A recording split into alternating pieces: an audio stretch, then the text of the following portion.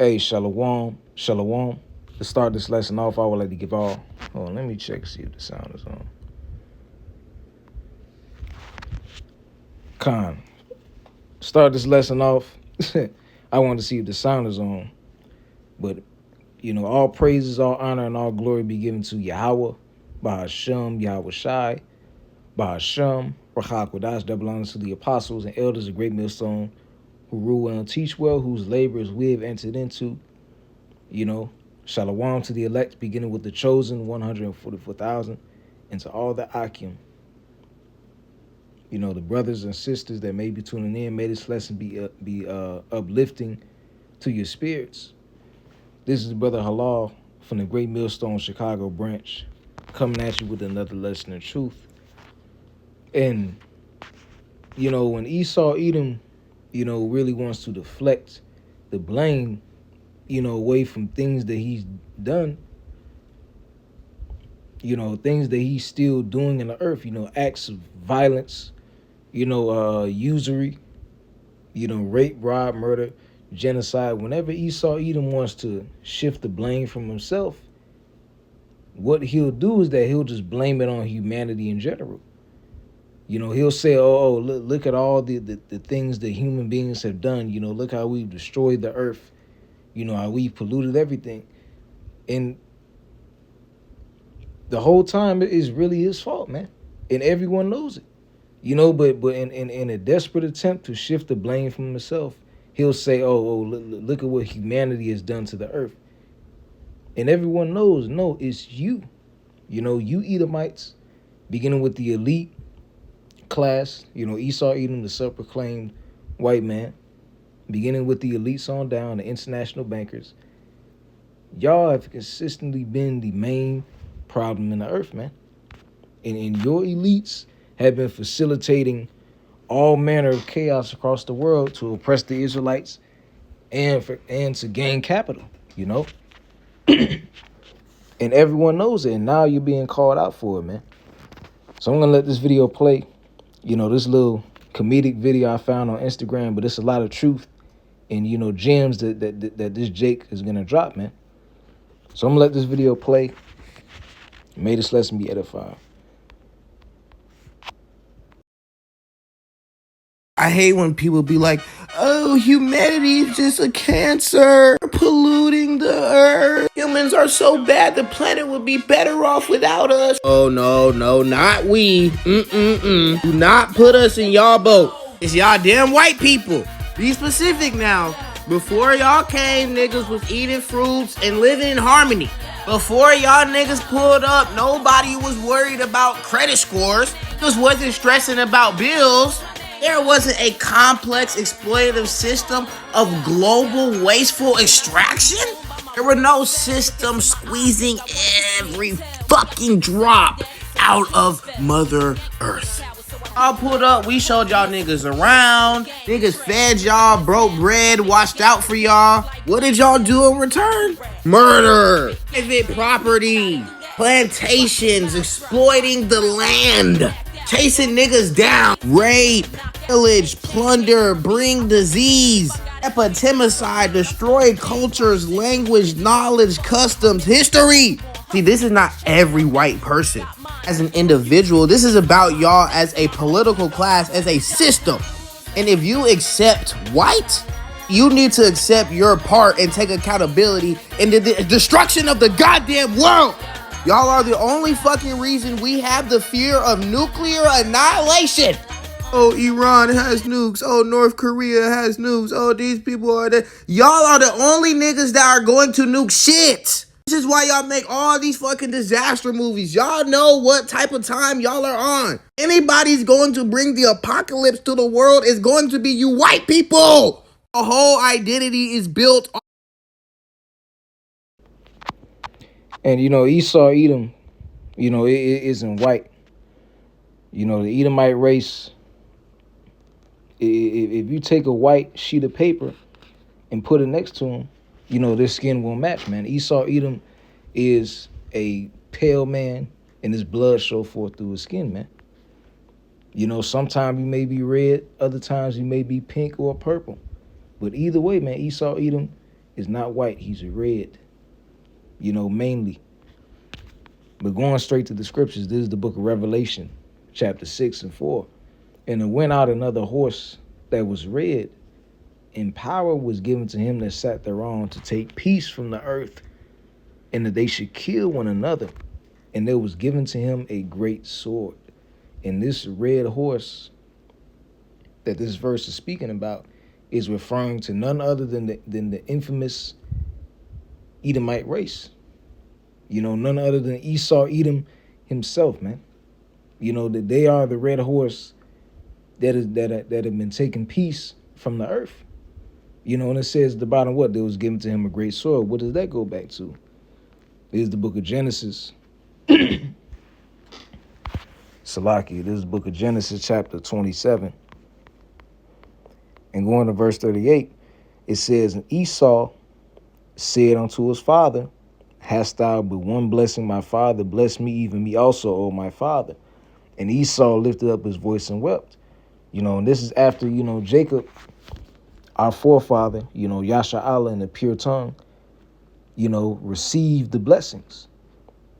While Esau, Edom was out hunting, looking for some food to bring back to his father Isaac.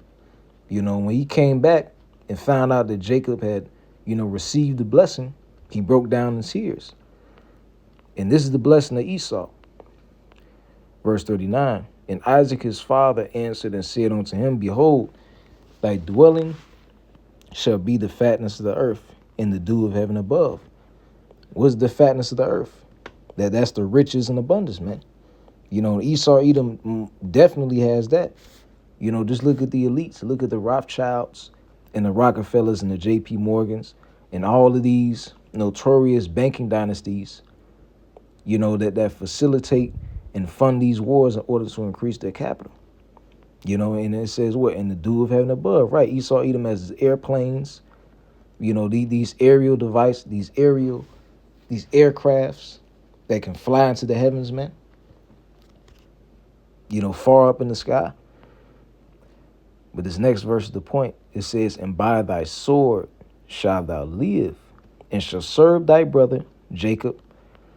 And it shall come to pass, when thou shalt have the dominion, that thou shalt break his yoke from off thy neck.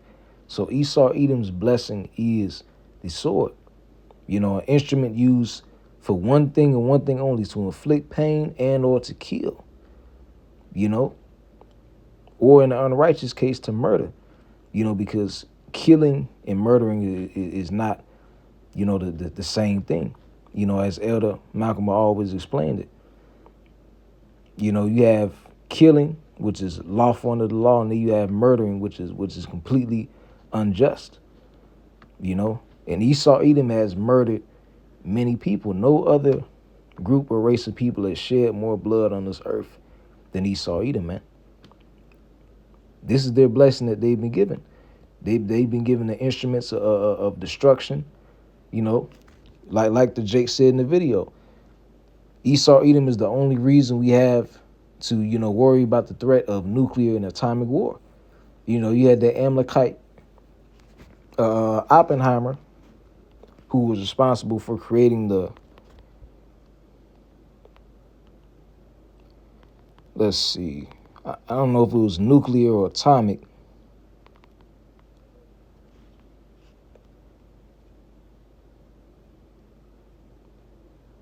It says led the development of the first nuclear weapon, the atomic bomb. Right, this was created by Amalekite, which Amalek is the chief tribe of the house of Esau.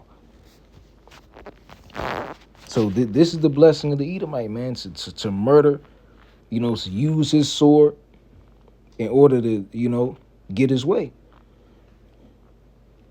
Let's go to the book of Micah, chapter 2 and 1. It says, woe to them that devise iniquity and work evil upon their beds. When the morning is light, they practice it because it is in the power of their hand. And, these Edomites, beginning with the elite, they have the power to carry out all kinds of iniquity, and the majority of it slips right under people's noses. But those who are wise and can discern and understand this devil's tactics, like it says in Corinthians, We are not ignorant of his devices. You know, there are many snares and traps that Esau Edom has left, you know, for the just, for the righteous, for the Israelites, man. You know, beginning with the elect. Verse 2, and they covet fields and take them by violence, and houses and take them away. So they oppress a man in his house, even a man in his heritage.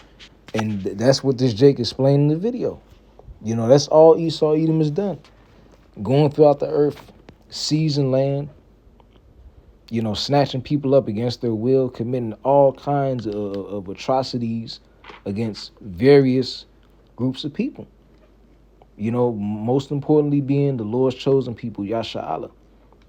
You know, but Esau Edom has also massacred these heathens as well. You know, he massacred those dark-skinned, you know, Australian Aborigines, you know, that dwelt in that land before they seized it and took it over. And many other massacres. There are many other massacres that I can name that Esau Edom is responsible for, man. You know, because what people have to understand is Esau Edom was specifically created to be the wicked. He is a vessel of dishonor. This is the book of Romans chapter 9.